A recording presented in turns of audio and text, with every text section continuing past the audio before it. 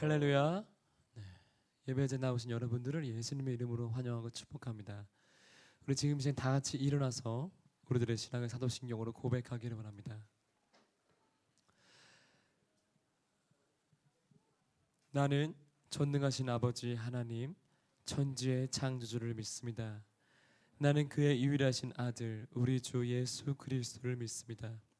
그는 성령으로 잉태되어 동정녀와 마리아에게서 나시고 본디오 빌라도에게 고난을 받아 십자가에 못 박혀 죽으시고 장사를 지을 사흘 만에 죽은 자 가운데서 다시 살아나셨으며 하늘에 오르시어 전능하신 아버지 하나님 우편에 앉아 계시다가 거기로부터 살아있는 자와 죽은 자를 심판하러 오십니다. 나는 성령을 믿으며 거룩한 공교회와 성도의 교제와 죄를 용서받는 것과 몸의 부활과 영생을 믿습니다.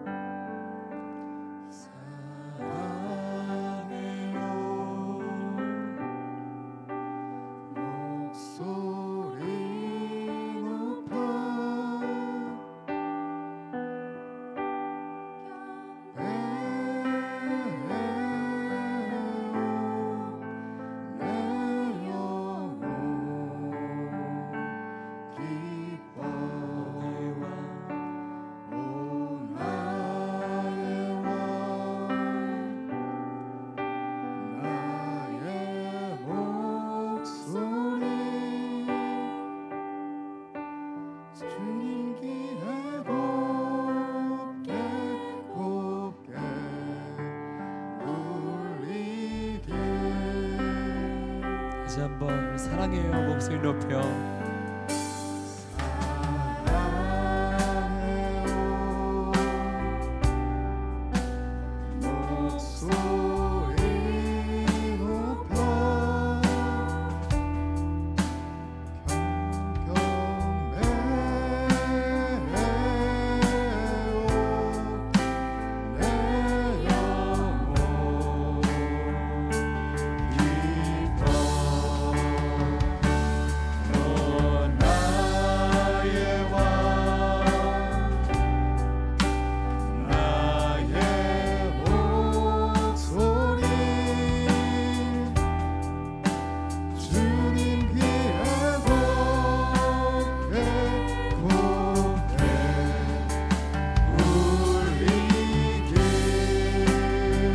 지존하신 주님 이름 앞에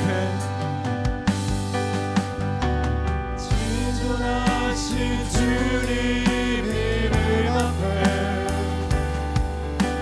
모두 무릎 꿇고 다 경배해 거룩하신 주님 보좌 앞에 엎드려 절하세 예수는 그리스도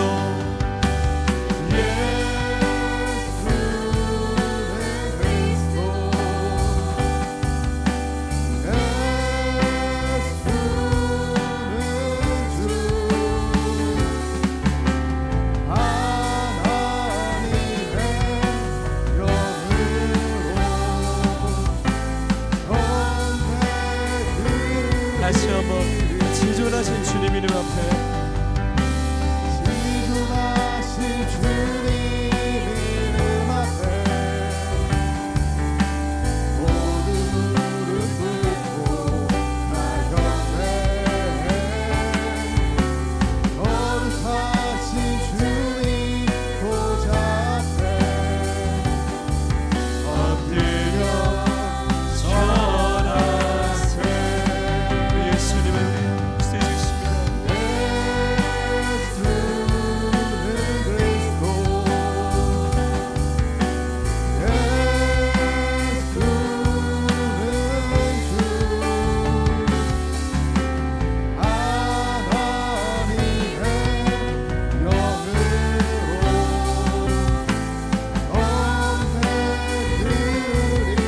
마지막 예수는 그리스도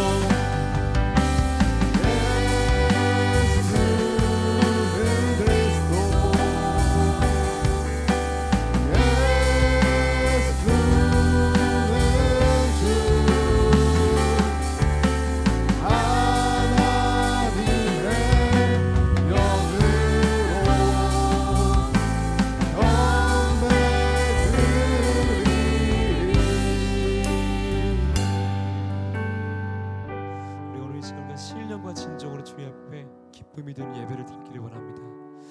우리가 의지할 분은 오직 주님밖에 없음. 우리가 지금 이 시간 고백하기 원합니다. 내가 늘 의지하는 예수, 우리가 주님께 올려드리도록 하겠습니다.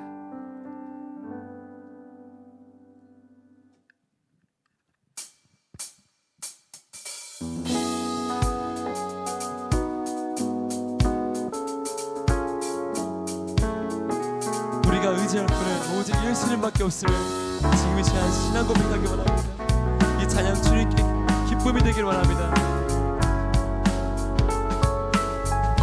내가 늘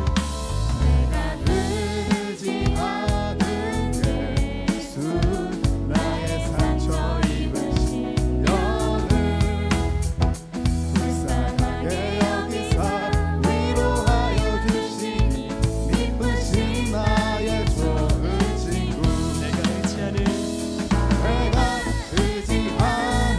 예수 나의 사모하는 친구 나의 기도를 응답하여 주시니 미쁘신 나의 좋은 친구 주의 손 의지하고 손 의지하고 살 때 나를 해할 자가 또다 주님 나의 마음을 그가 위로하시니 미쁘신 나의 좋은 친구 내가 의지하는 예수 내가 의지하는 예수 나의 사모하는 친구 나의 기도를 응답하여 주시니 미쁘신 나의 좋은 친구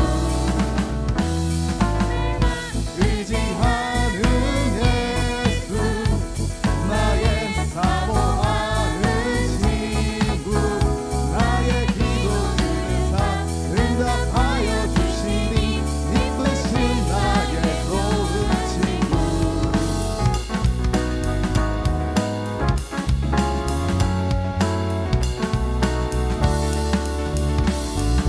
요단강 건너가며 많이 두려웠었던 때도 주가 인도하시니 어찌 두려워하랴 미쁘신 나의 좋은 친구 천국에 올라가서 모든 성도들과 다 함께 우리들을 구하신 주를 찬양하리라 미쁘신 나의 좋은 아멘. 내가 의지하는 예수 나의 사모하는 친구 나의 기도들을 응답하여 주시니 미쁘신 나의 좋은 친구 내가 의지하는 예수 나의 사모하는 친구 나의 기도를 응답하여 주시니 미쁘신 나의 좋은 친구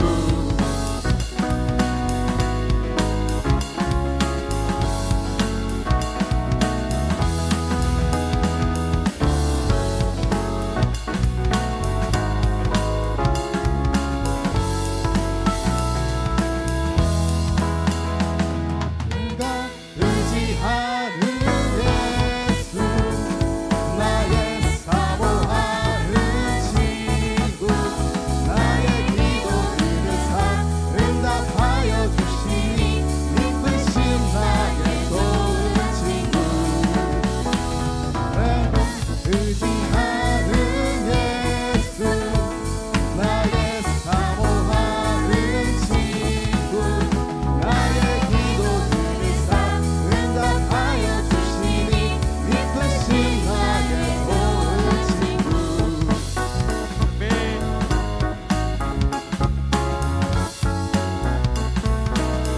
우리 주님 나의 기도를 언제나 들으시는 나의 미쁘신 주님을 우리가 믿습니다.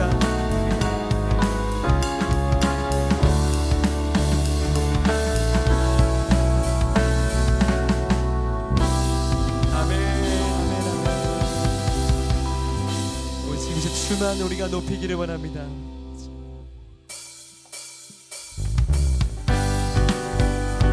우리 큰 목소리로 함께 찬양하기 원합니다.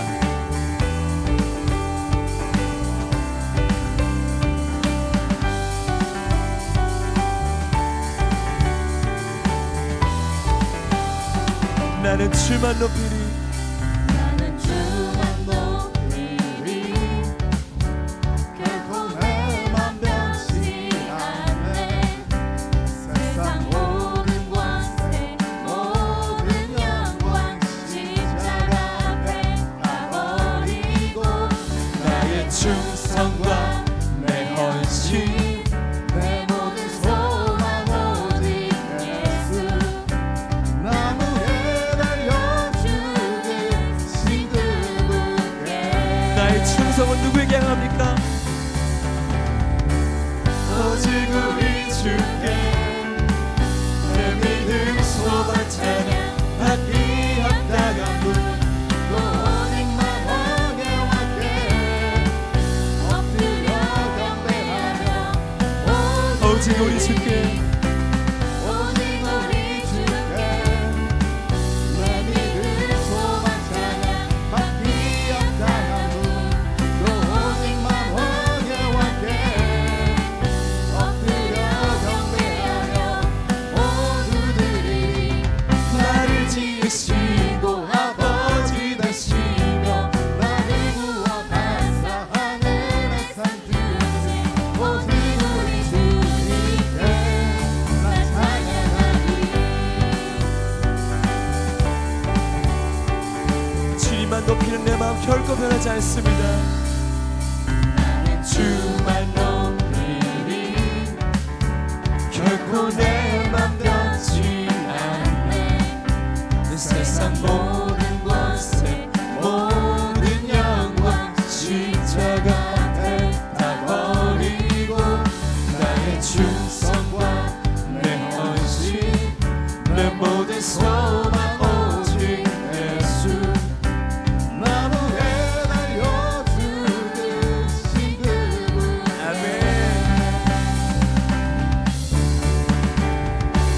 오직 우리 주께 내 모든 소망 찬양 받기 합당한 분또 오직만 왕의 왕께 엎드려 경배하며 오직 우리 주께 오직 우리 주께 내 믿음 소망 찬양 받기 합당한 분또 오직만 왕의 왕께 엎드려 경배하며 모두들이 나를 지으시고 아버지 되시며 나를 구원하사 하늘에 상 주신 오직 우리 주님께 나 찬양하리 주님만 높이는 것이 나의 기쁨이지 우리가 믿습니다.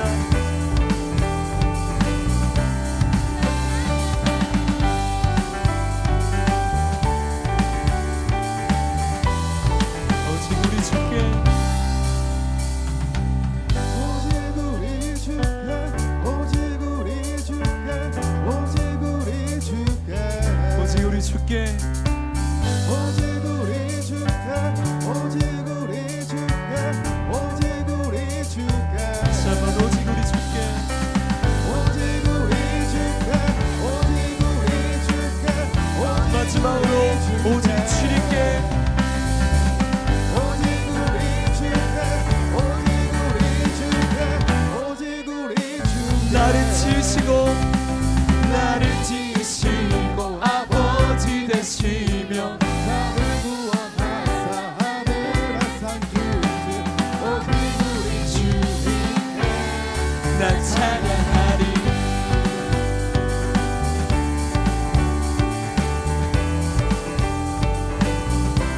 난 찬양하리.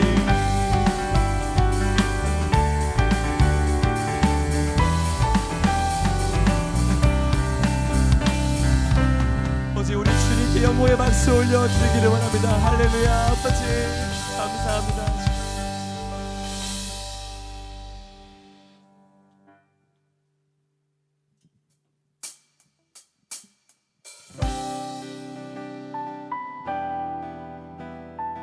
가장 높은 곳에서 내려오셔서 우리를 구원하신 우리 예수님을 우리가 경배하기 원합니다.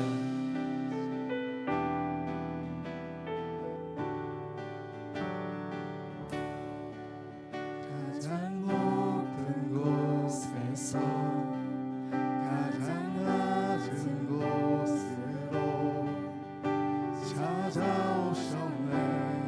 날 살리려고 영원한 죽음에서 영원한 생명으로 구원하셨네. 그 신은혜로 그 사랑으로 그 사랑으로 그의 사랑으로 나의 영혼 죄산 받았네. 그 구원으로 그의 희생으로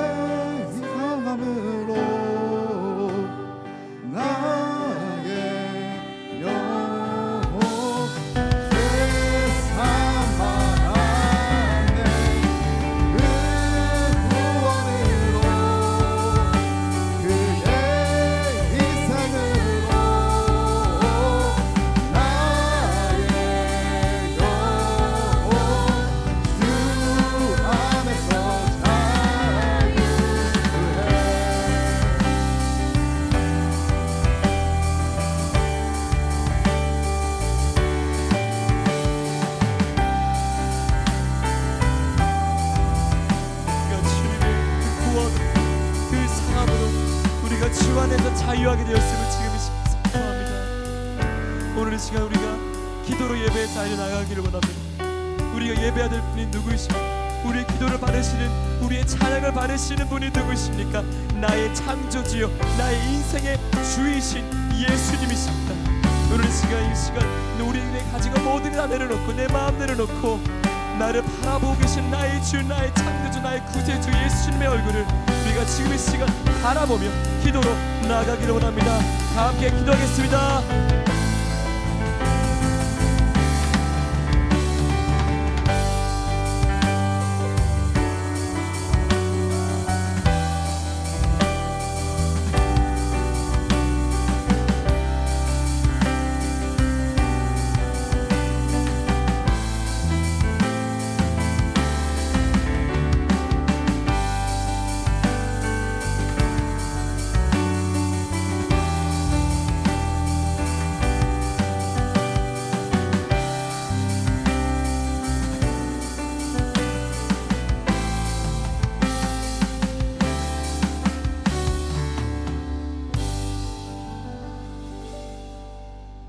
기도하겠습니다.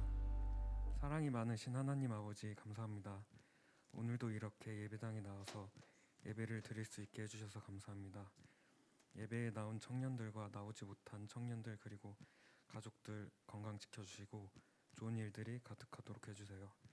이번 학예 수련회를 준비하는 동안에 준비하는 사람들이 지치지 않게 해주시고 즐거운 기억으로 남게 해주세요.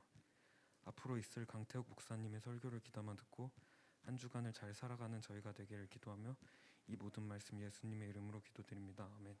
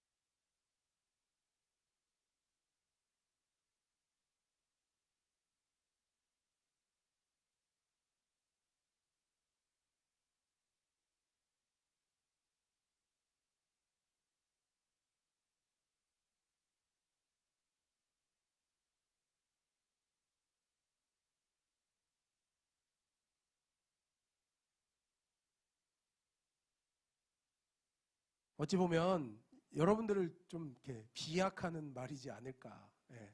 여기도 뭐 어른들이 헝그리 정신이 없다라고 말씀하시면 예, 저희는 편하고 저희는 정신적으로도 약하게 살아갑니다라고 말할 사람 없잖아요. 사실 이 헝그리 정신은요, 어른들 시절에 필요했던 이야기인 거죠. 그 당시에는 이런 정신력이 있어야만 살아낼 수 있는 시대였어요. 각 시대를 살아가면서 그 세대들마다 여러분 그때에 꼭 필요한 시대 정신이라는 게 있다는 거죠. 예전에는 헝그리 정신을 모토로 해서 배고픔을 꼭 참고 우리도 좀 이제는 배고프지 않게 살아가 보자, 배부르게 살아보자 하는 마음으로 열심히 도전을 했다면, 그리고 실제로 인생의 성공을 이루어내기도 했지만요, 오늘의 시대 정신은 다른 것이라는 거죠. 오늘의 시대 정신은 뭐라고 이야기를 하냐면 도전력이라는 거예요. 도전력. 예. 한번 따라서 해보세요. 도전력. 예. 서울대학교 경영대학의 그분 얼굴 한번 보여주세요. 서울대학교 경영대학 교수님인데 김병도 교수라는 분이 있어요. 이분이 현재 우리나라가 겪고 있는 어려움의 원인은 뭐냐?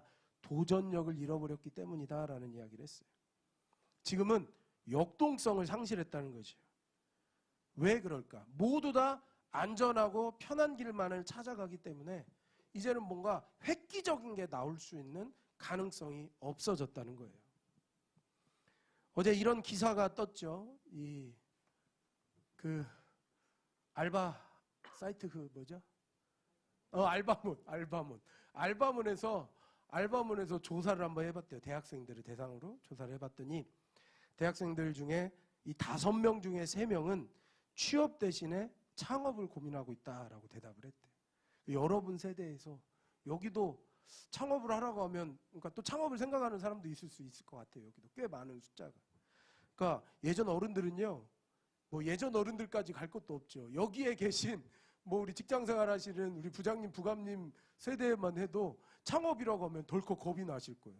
목사님도 만약에 나가서 창업해야 한다고 하면 확 겁이 날 것 같아요. 근데 여러분 세대는 오히려 이 취업보다는 창업이 더 좋다라고 말하는 사람들이 많다는 거예요.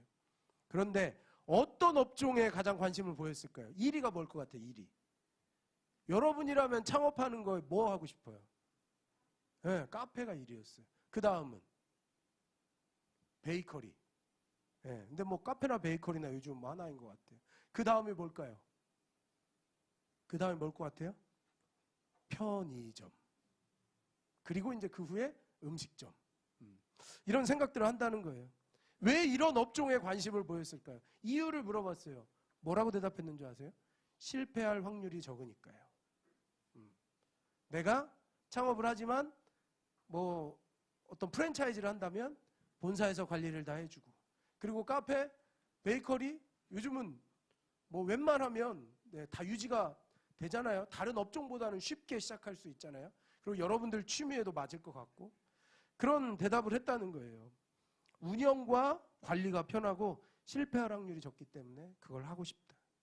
그러니까 이것을 어떻게 그 기자는요, 이 설문을 인용하면서 뭐라고 분석을 했냐면, 오늘날의 젊은이들의 관심이 편한 것, 안전한 것, 쉬운 것이다 라고 생각을 한 거예요. 이것이 우리의 현재의 모습, 우리의 현실이다라는 거죠. 그렇다면 하나님의 말씀에서도 우리가 이런 사회적인 환경에서 우리의 모습을 본 것처럼 하나님의 말씀에서도 우리의 삶을 한번 살펴봐야 하는 거죠. 오늘 본문은요, 하나님께서 제자들을 모아놓고 어떤 사람이 하나님의 복을 받으며 살아가는 사람인지, 또 어떤 삶의 태도로 살면 하나님께서 반대로 벌을 내리시는지를 말씀하고 있는 내용이에요. 근데 오늘은 어떤 사람이 복 받는지에 대해서만 이야기를 해보려고 해요. 우리 20절 말씀 한번 같이 읽어볼까요? 자, 20절. 자, 시작. 예수께서 눈을 들어 제 아들을 보시고 이르시되 너희 가난한 자는 복이 있나니 하나님의 나라가 너희 것이며. 네, 그냥 말씀을 띄워놔 주시고요. 하나님이 뭐라고 말씀하시냐면, 예수님께서 뭐라고 말씀하시냐면 가난한 자가 복이 있다고 그러세요. 가난한 자. 근데 이건요, 사실 우리의 현실과 너무 다른 이야기잖아요. 우리가 상식적으로 생각할 때 어떻게 가난한 사람을 복되다라고 할 수 있겠습니까? 부자로 잘 사는 것이 복이고요, 부족함 없이 누리며 살아가는 것이 복이지 어떻게 가난한 사람이 복 받은 사람이다라고 말할 수 있을까요? 아, 난 가난해. 그러면 친구한테 아, 너 정말 복 받았구나. 그래 보세요. 아마 뺨 맞을걸요. 그렇죠? 그 말이 안 되는 이야기 같잖아요. 가난이 복이라고 하시니까 그럼 나는 아무것도 하지 말고 가난하게 살아가야겠다라고 생각할 사람 없잖아요. 왜 이게 복인지 이해가 안 되는 거예요. 그런데 다시 말씀을 보시면요. 가난한 자가 복이 있는 이유가 뭐라고요? 무엇이 너희의 것이라고 그래요? 하나님의 나라가 너희 것이 된다. 오늘 본문과 똑같은 말씀이 마태복음 5장 3절에 기록되어 있는데요. 한번 말씀을 띄워주세요. 같이 한번 읽어봅시다. 자, 시작. 심령이 가난한 자는 복이 있나니 천국이 그들의 것이며. 그러니까 똑같은 말씀을 마태는 조금 다른 관점에서 기록을 했는데 여기에 첨가된 단어가 있어요. 그게 뭐냐면 가난한 자가 어떻게 가난한 자? 무엇이 가난한 자라고요? 심령이 가난한 사람이에요. 심령. 심령이 뭐냐? 바로 마음이 가난한 사람은 복이 있다는 거예요. 예수님 왜 이런 말씀을 하셨을까요? 이 말씀을 오늘날의 우리의 환경과 상황에서 다시 해석해 볼까요? 평안함만을 추구하고 부요함만을 추구하고 안정된 삶을 사는 것을 인생의 목표로 삼고 살지 않는 사람이, 그런 것이 삶의 목표가 되지 않는 사람이 오히려 복 있는 사람이다라고 말하는 거예요. 그러니까 오늘 본문에서 예수님은 우리가 가지고 있는 이 세상적인 상식을 완전히 뒤집는 말씀을 하고 있는 거예요. 왜요? 이런 사람은요, 자신이 인생의 부족함을 다 채울 수 있고 자신의 능력에 의해서 살아간다고 생각하기 때문에 이런 사람은 하나님이 필요 없는 사람이죠.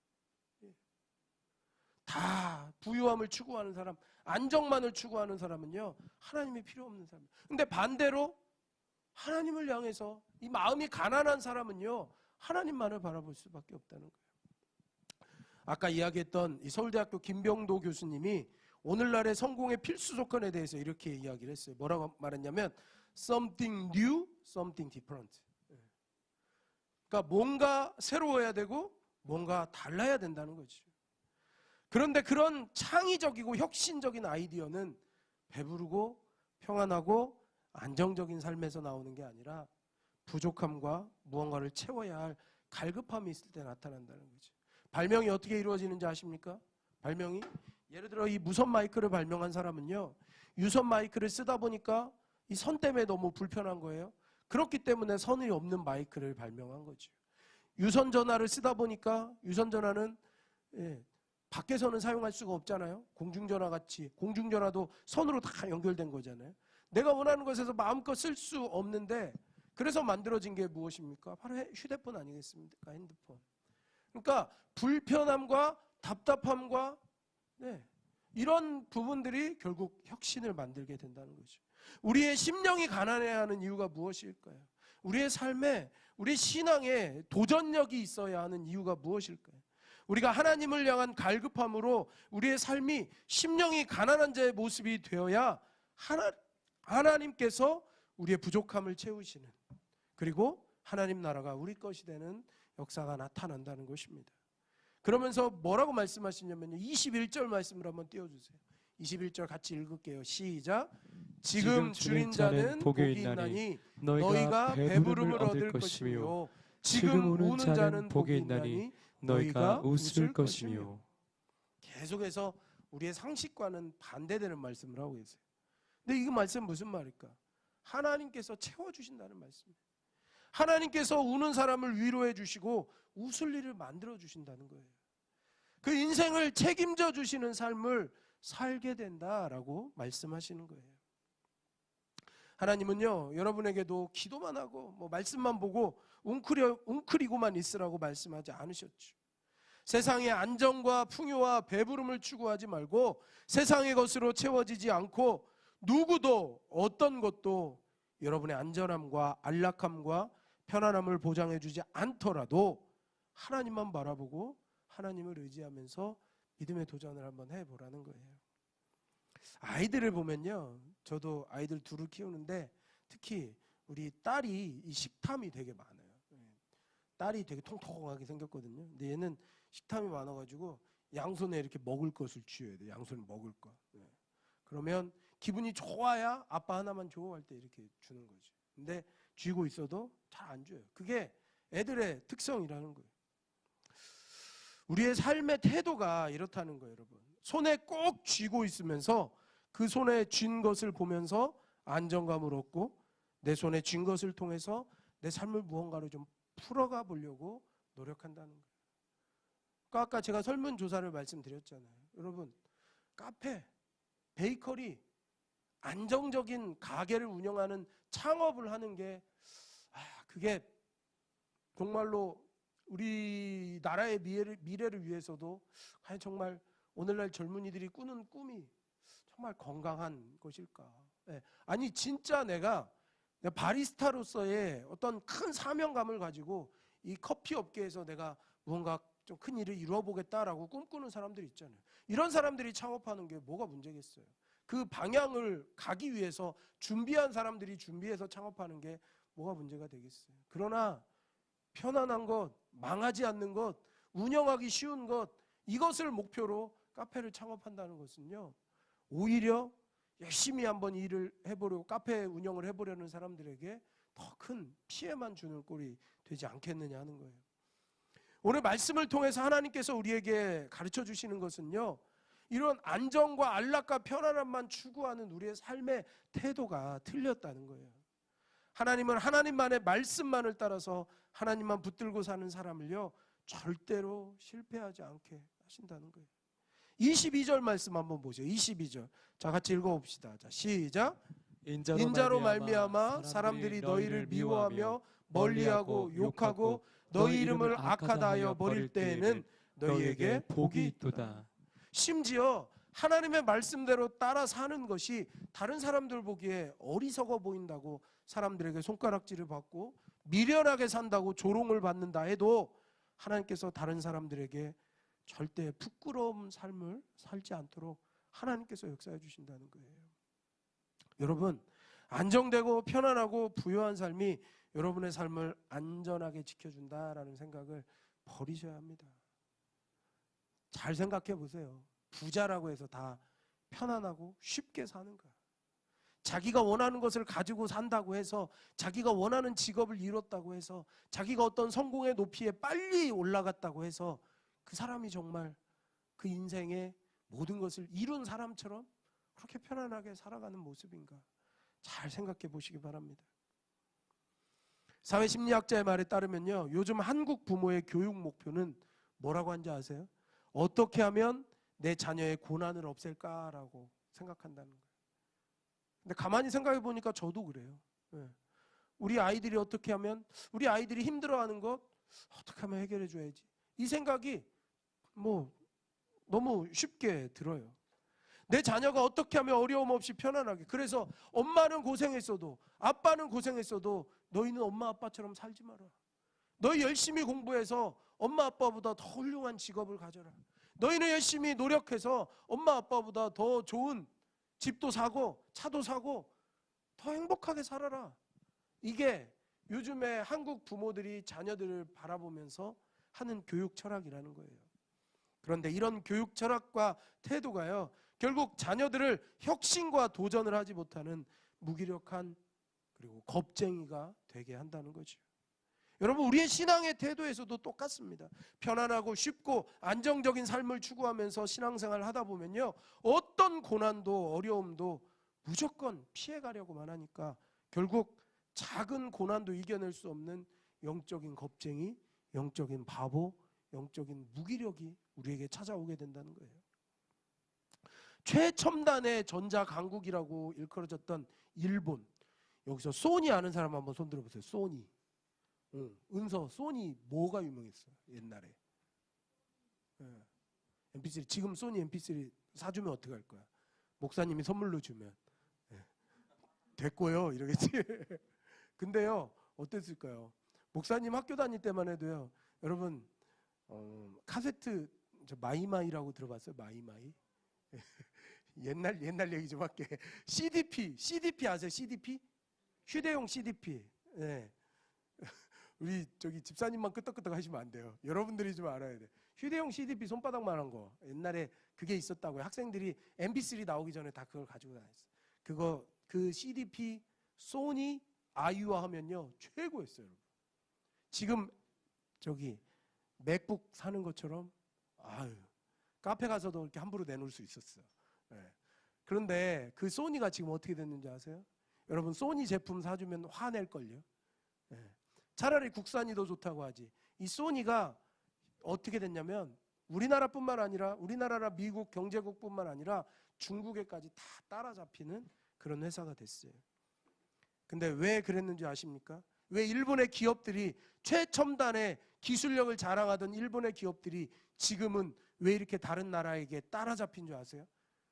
일본의 어떤 학자가 이렇게 분석을 했어요. 뭐라고 얘기를 했냐면 자녀들을 부모들이 잘못된 그러니까 부모들의 잘못된 자녀 교육 때문에 일본이 이렇게 추락하게 됐다는 거예요. 일본 부모들의 교육법은요 2단어로 설명할 수 있대요. 위험해 하지마. 결국 이것이 도전하지 못하게 하고 새로운 시도가 없으니까 새로운 기술과 혁신적인 제품이 나올 수 없는 것이었죠. 처음에 아이폰 만든다고 했을 때 이 스티브 잡스에게 다들 미쳤다고 그랬대요. 예. 그런데 지금 아이폰이면 그보다 좋은 게 어디 있습니까? 가장 좋은 것 아니겠습니까? 그런 혁신이 어디에서 나왔는가를 잘 생각해 봐야 되는 거예요. 제가 예화를 하나 들려드릴게요. 이게 교회당을 짓는 3명의 벽돌공이 있었대요. 이 3사람에게 어떤 사람이 똑같이 3명이 일을 하고 있는데 예배당, 이 교회를 짓고 있는 3명의 벽돌공이 이렇게 물어봤대요. 지금 뭐 하세요? 그랬더니 첫 번째 벽돌공은 이렇게 대답했대요. 아예 보면 몰라요? 벽돌을 쌓고 있지. 두 번째 벽돌공은 그랬대요. 아 저는 교회를 짓고 있어요. 세 번째 벽돌공은 이렇게 대답했대요. 아 저는 지금 하나님의 성전을 짓고 있지요. 첫 번째 벽돌공은요 그저 일당으로 돈을 받기 위해 일하는 사람이에요. 그냥 난 벽돌 쌓는 거지 뭐. 두 번째 벽돌공은요 교회를 짓는 일을 하고 있다고 했잖아요. 이 사람은 직업이고 직장이니까 내가 책임감으로 일한다라는 사람이었어요. 마지막 세 번째 벽돌공은요 똑같이 말하지 않았잖아요. 하나님의 전을 짓는 일. 정말 의미와 가치가 굉장히 크다는 것 여러분들도 느껴지잖아요. 그렇게 대답했다는 사람은 이 사람은 내가 지금 숭고한 일을 하고 있다. 내가 위대한 일을 하고 있다. 내가 가치 있는 일을 하고 있다라는 그런 마음가짐을 가지고 사는 사람이었다는 거죠. 과연 여러분은 이 3사람 중에서 어떤 사람에 가깝다고 생각하십니까? 여기서 심리학자들은요 그릿이라는 용어를 말하는데 이건 심리학 용어예요. 어떤 뜻이냐면 성공과 성취를 끌어내는데 결정적인 역할을 하는 투지 또는 용기를 말하는 거예요. 이런 투지, 용기가 있어야 된다는 거예요. 우리는 이런 신앙의 투지와 용기가 있어야 되는 거예요. 이 중에 부족함과 결핍을 좋아하는 사람은 없을 겁니다. 그러나 인간은요 절대적인 결핍 속에서 살아갈 수밖에 없어요. 만족이 안 돼요. 10,000원 가지면 누가 혜인이에게 10만 원을 줬어요. 그러면 고맙지만 어떤 마음이 있어요? 10만 원 가지고만 만족할 수 있어요? 사실은 한편으로는 10만 원 더 주지. 네. 이게 사람의 마음이에요. 점심 먹고 배불러요. 그러면 나는 이제 모든 소원을 다 풀었다 그래요? 그 수련회 가서 보니까 정말 우리 청년들은 점심 먹으면 뭐 얘기하는지 아세요? 목사님 저녁은 뭐 먹어요? 아니 점심을 배부르게 먹었다고 하면서 저녁 얘기를 벌써 한다고. 이게 인간의 본성이라는 거예요. 우리는 만족을 못해요. 아무리 돈이 많은 사람도요 충분하다고 만족하지 않아요. 여러분 기업의 회장들이 가진 돈이 부족해서 자꾸 돈을 벌려고 할까요? 만족하지 않아요. 인간이 아무리 뛰어나도 신이 될 수 없고요 모든 것을 해결할 수는 없는 거죠. 그래서 지금 내가 가진 부족함과 연약함을 겸손히 받아들일 줄 아는 것이 이게 지혜롭다는 거예요. 그것이 오늘 본문의 심령이 가난한 사람의 태도인 거예요. 내 삶에 지금 살아가는 환경이 부족함이 있고 결핍이 있지만 이것을 인정하고 받아들이고 이것을 내가 정말로 고통이고 내가 벗어버리고 싶은 문제라고 생각하지 않고 내가 감당해야 될 일, 그러므로 하나님께 맡기고 하나님께 구하면서 전능하신 하나님께서 내 부족함을 채워주시기를 바라고 소망하는 게 바로 우리가 가져야 할 옳은 모습이라는 거죠. 지금 직장생활하면서 직장이 마음에 안 드세요? 내가 뭘 해야 할지를 모르시겠어요? 이 학교 또 이 학과 나와서 어떻게 살아가야 할지를 모르겠어요? 내 삶의 부족함과 연약함과 결핍이 가득합니까? 그렇기 때문에 내게 하나님이 필요하다라는 생각을 우리가 할 수밖에 없는 거예요. 그렇다면 하나님의 역사하심을 볼 수 있는 길이, 내가 이런 마음을 가지고 있다면 오히려 그런 길이 열린다는 거죠. 이게 심령이 가난한 모습이라는 거예요. 우리가 해야 할 일은요, 하나님께 맡기며 하나님께서 열어주시는 도전의 길을 피하지 않고 하나씩 감당해 나가는 겁니다. 거기서 여러분이 살아가야 할 길이 보이고 여러분의 인생의 답을 얻을 수 있을 거예요. 제가 심리학 용어 하나만 더 말해드릴게요. 사람들이 일할 때 편안함을 느끼는 컴포트 존이라는 게 있대요. 컴포트 존. 한번 보여주세요. 네, 이 김병도 교수가 말하는데 이렇게 말을 하더라고요. 이 컴포트 존이라는 게 있대요. 내가 편안함을 느끼는 상태. 그래서 어때요? 우리 집 안에서도 내 안에 어느 정도의 영역을 조금 내가 확보하고 싶어 하잖아요. 여러분 직장 생활하는 사람 알죠? 회사에서도요, 내가 일하는 영역이 있어요. 내 책상이 있고 내가 주로 활동하는 공간이 있어요. 그 공간에 다른 사람이 침범하면 나보다 상사일지라도 굉장히 불편해져요. 싫어져요. 그리고 내가 만약에 내 자리 아닌 다른 곳에서 일하라고 하면 마음에 뭐 특별한 차이도 없는데 마음이 되게 불안해지는 거예요. 이게 누구나 컴포트 존이라는 게 있대요. 내가 싫거나 익숙하지 않은 것은 하지 않으려고 하고 벗어나지 않으려고 하는, 피하려고 하는, 그러니까 우리의 심리가 그렇다는 거예요. 하지만 여러분, 이런 컴포트 존을 벗어나지 않으면 우리에게 혁신이 일어나지 않는다는 겁니다. 신앙생활에서도 똑같은 거예요. 다 컴포트 존이 있어요. 왠지 아세요? 앉는 자리만 계속 앉잖아요. 네. 그렇죠? 목사님이 딱 보면 저 자리에 누가 없네. 그러면 나 안 왔구나. 왜 안 왔지? 네. 딱 보면 알아요. 여기 지금 지난주하고 다른 자리에 앉은 사람 별로 없어요. 몇 명 없어요. 네. 그러니까 우리는 그런 태도를 가지고 산다는 거예요. 그러나 우리가 컴포트 존을 벗어나지 않으면요, 우리에게 하나님의 역사도 나타나지 않는다라는 거죠. 예수님께서는 마음이 가난한 자가 복되다고 하셨어요. 왜요? 부자는 사실 도전을 잘 안 하는 거예요. 부자는 노력을 하지 않아도 돼요. 부자는 감사하지 않아도 돼요. 그러나 오늘 가난한 삶을 사는 나는요, 도전할 수 있잖아요. 또 도전할 명분이 있잖아요. 부자는 가진 게 많으니까 도전 안 해도 되거든. 근데 나는 가진 게 없으니까 도전할 용기가 생기고 동기가 생기잖아요. 성공을 꿈꿀 수 있고요, 하나님의 능력을 경험할 수 있다는 거예요. 하나님의 나라, 천국이 내 것이 되는 그런 우리 안의 기적을 경험할 수 있다는 거예요. 오늘 설교의 제목이 왜 이런 제목으로 지었는지 아십니까? 사진 한번 보여주세요. 이 안희연이라는 시인이, 제가 우연히 광화문에서 이걸 봤는데 실제로 이 기사에 실려 있더라고요. 가고 있다는 사실만으로도 어떤 시간은 반으로 접힌다. 제가 이 말을 딱 듣고 굉장히 큰 감동을 받았어요.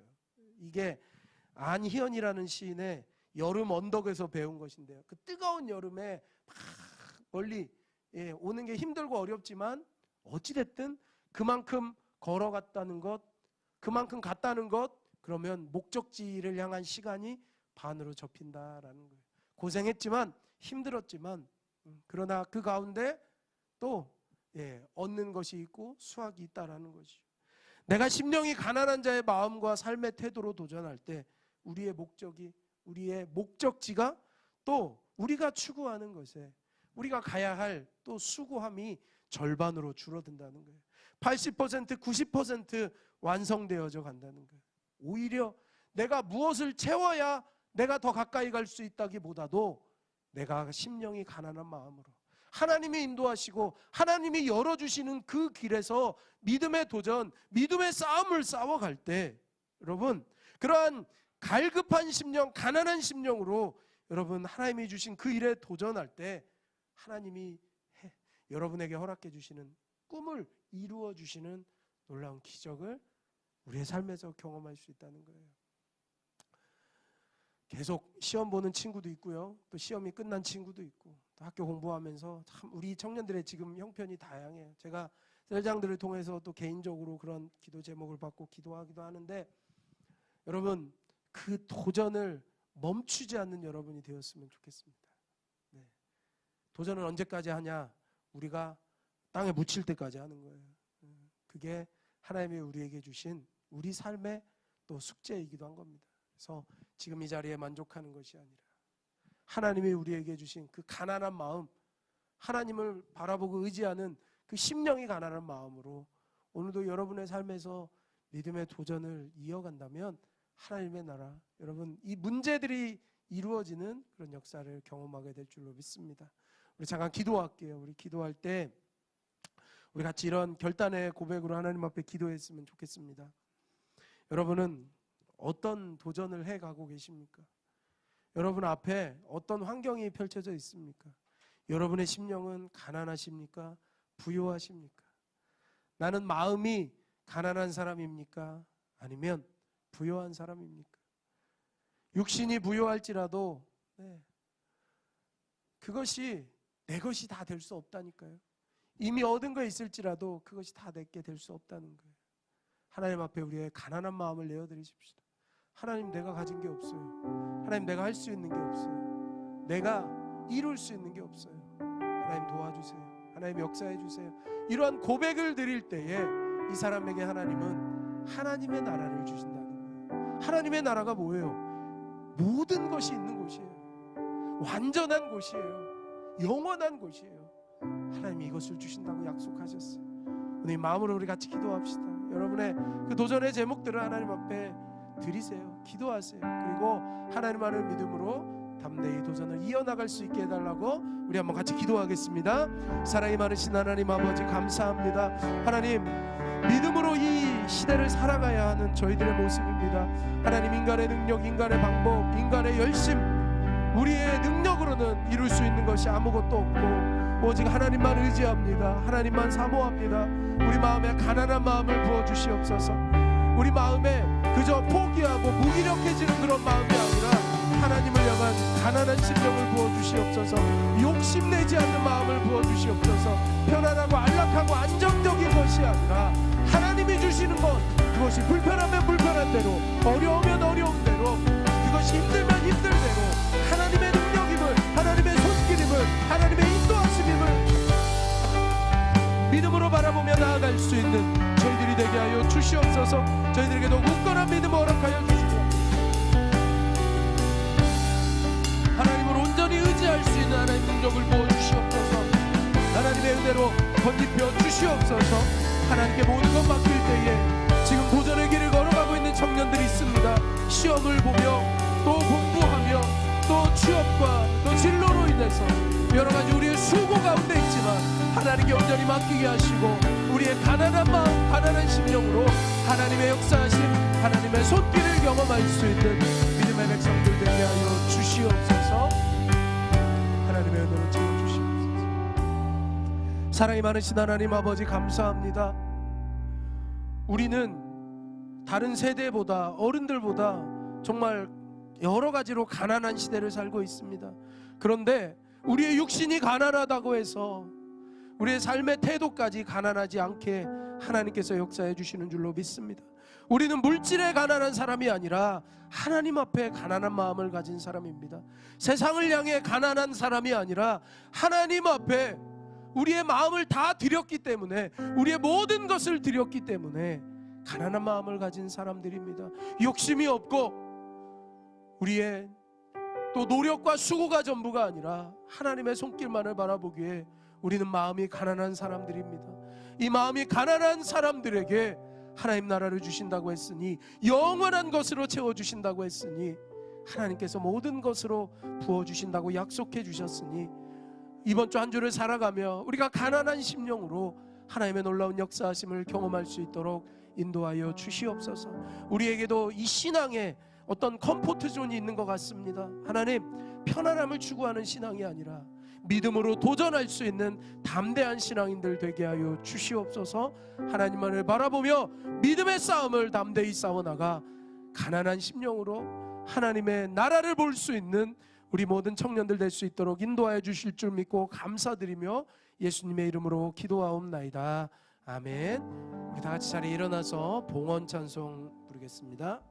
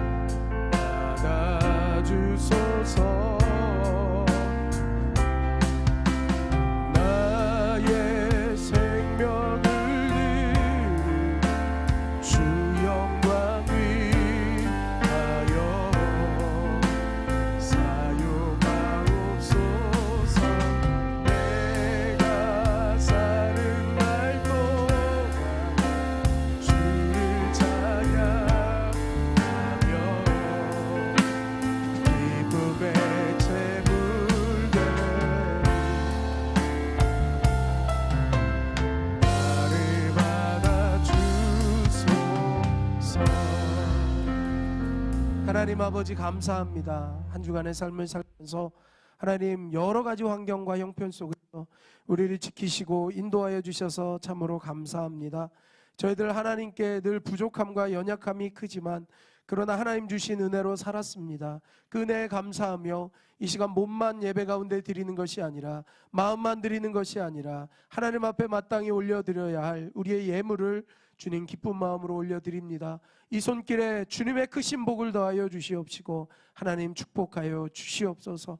젊은이의 때를 살아가며 필요한 모든 것 하나님께서 채워주시고 부족함이 없이 부어주시며 우리의 심령은 가난할지라도 우리의 삶은 부요한 믿음의 삶을 살아갈 수 있도록 역사하여 주시옵소서. 하나님의 은혜를 사모하며 한 주도 믿음으로 승리하는 주님의 귀한 백성들 되게 하실 줄 믿고 감사드리며 예수님의 이름으로 기도하옵나이다. 아멘. 네, 자리에 앉으십시오.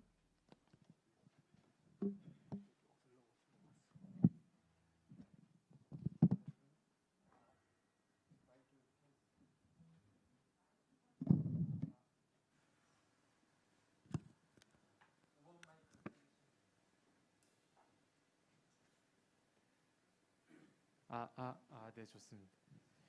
젊은이 예배에 나오신 여러분을 환영하고 축복합니다. 젊은이 예배는 1시 20분에 시작됩니다. 일찍 오셔서 기도하며 예배를 준비하시기 바랍니다. 국내 선교는 8월 13일부터 17일까지 4박 5일간 복일 중앙교회에서 진행됩니다. 지금부터 주보에 끼워져 있던 국내 선교팀 신청서를 작성한 시간을 가지려고 합니다. 작성하기에 앞서 복일도에 가서 어떤 활동을 하고 어떤 팀이 있는지 소개하겠습니다. 앞에 화면에 보이는 대로 세 팀으로 나눠집니다. 성경학교 팀은 여름 성경학교, 달란트 시장, 어린이 전도를 진행합니다. 여름 성경학교는 영어를 가르치는 은사를 가지고 계신 이승찬 전도사님 주도로 진행됩니다. 영어 실력이 없어도 지원이 가능하니 많은 참여 부탁드립니다. 다음으로 봉사팀은 벽화 사역 및 어르신 봉사를 합니다. 8년 전 복일도에 갔었을 때 만든 벽화가 있는데 다시 새롭게 만드는 활동을 할 예정입니다. 마지막으로 전도팀은 어린이와 어르신들을 전도하고 마을잔치와 달란트 시장 여름 성경학교에 초청합니다. 네. 소개는 이상이고 잠시 각 팀의 팀장님들이 있는데 잠시 일어나 주실 수 있을까요? 네. 네, 지금 이렇게 볼펜을 나눠주고 있는 김예나 자매까지 해서 3명의 팀장님들이 있습니다. 네. 여기 오른쪽 왼쪽이라고 해야 되나? 네, 왼쪽 앞에 있는 주은서 자매는 전도팀 팀장님이고, 네, 저기 오른쪽 끝에 서 있는 문병열 형제는 봉사팀 팀장입니다. 그리고 마지막으로 요 앞에 서 있는 김예나 자매는 성경학교 팀 팀장입니다. 네, 다들 박수 한번 쳐주실 수 있을까요?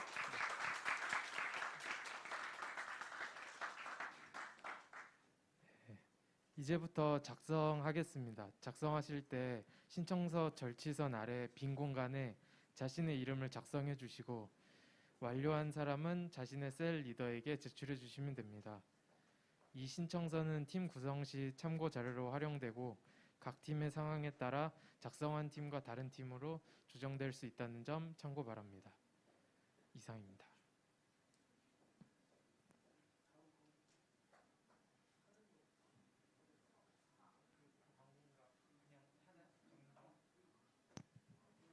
저희 적으시는 동안 한 가지 더 광고가 있는데 들어주시면 좋겠습니다. 꿈자리 광고가 있는데 이어서 꿈자리 단장인 박용범 형제가 광고하겠습니다. 네, 안녕하세요. 저는 수색교회 청년부 찬양팀인 꿈자리의 단장을 맡고 있는 박용범 청년입니다. 네.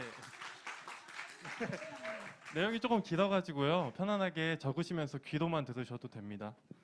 저희 꿈자리 찬양팀과 함께 즐겁게 하나님을 찬양할 꿈자리 단원을 모집합니다.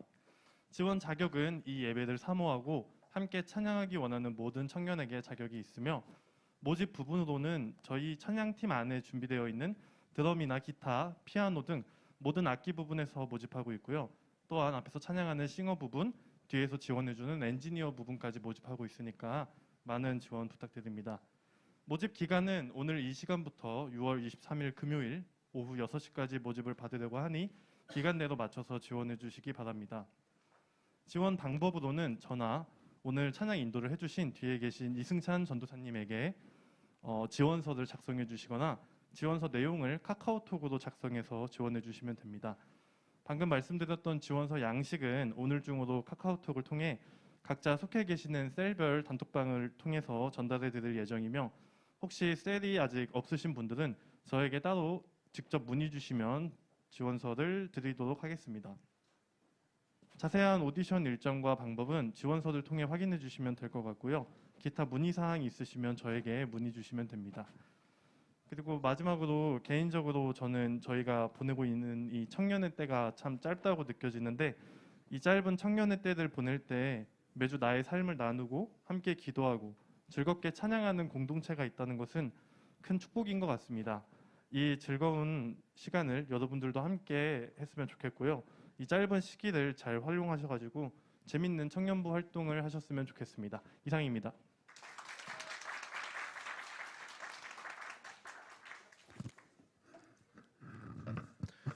셀장들은 지금 다 걷어주세요. 여러분 뭐 갑니다 못 갑니다 다 똑같이 좀 내주세요. 네. 이제 못 갑니다 하는 분들은 저랑 면담을 하는 거예요. 1대1로. 저기 저 청년부실 가가지고 어이 저 문 앞에서 기다리고 있을 테니까 네. 못 간다고 한 분들은 네, 저를 보고 갈 생각을 하시고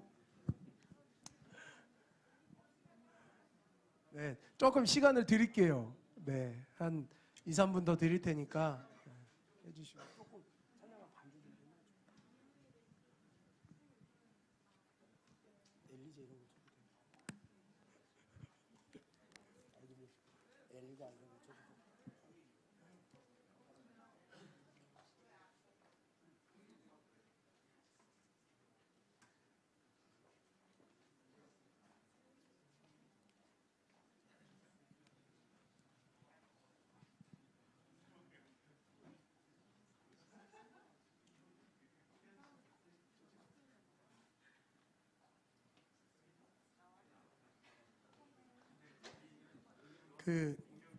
추가적으로 좀 설명을 하면 여러분 부분 참석할 수밖에 없다라고 하면 어떻게 해서든지 부분 참석할 수 있는 교통편을 목사님 만들어 볼게요. 네, 그렇게라도 가시고 다음 주가 될지 한 두세 주 안에는 목사님이 한번 설교를 할 건데 설교를 하면서 어떤 일이 있었는지 여러분들과 좀 나누려고 해요. 근데 목사님은 답사를 가면서 참 하나님이 정말 역사하시는구나. 그리고 우리의 이 노력을 기뻐하시는구나 하는 생각을 하게 됐어요. 그래서 여러분들에게 저는 그냥 뭐 우리가 봉사해야 되니까 책임감, 의무감이 아니라 여러분이 정말 값진 하나님의 정말 큰 은혜를 체험하고 싶다면 여러분 삶에 다시 없을 그런 기적적인 일들을 경험하고 싶다면 꼭 참석하시기를 강하게 요구합니다. 네. 자, 정리가 되셨나요? 네, 얼추 정리가 된 것 같으니까 우리 나머지는 우리 끝나고 나갈 때에 우리 리더들이 좀 챙겨주시고 다 자리에 일어나서 파송 찬양 부르고 축도로 예배 마치겠습니다.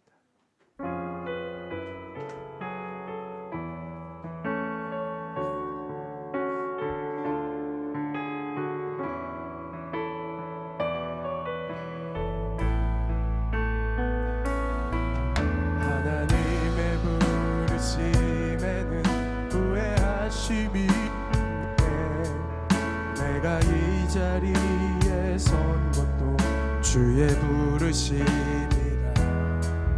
하나님의 부르심에는 결코 실수가 없네.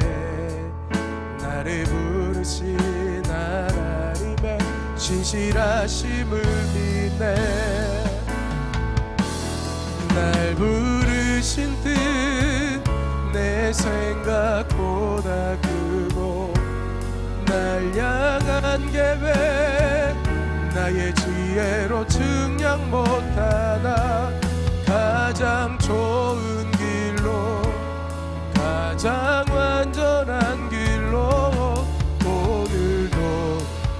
날 이끄심인데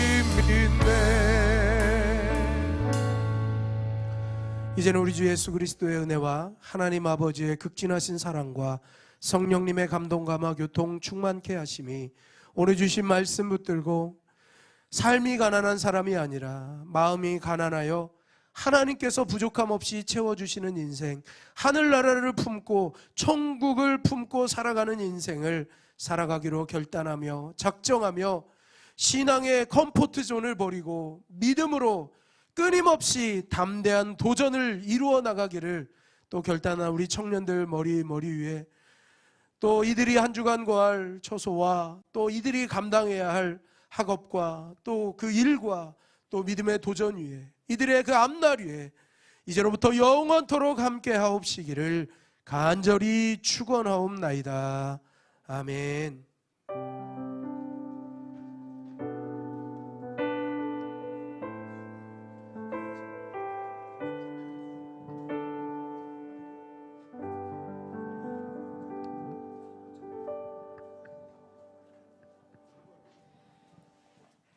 네, 여러분 오늘은 셀 모임이 진행됩니다. 각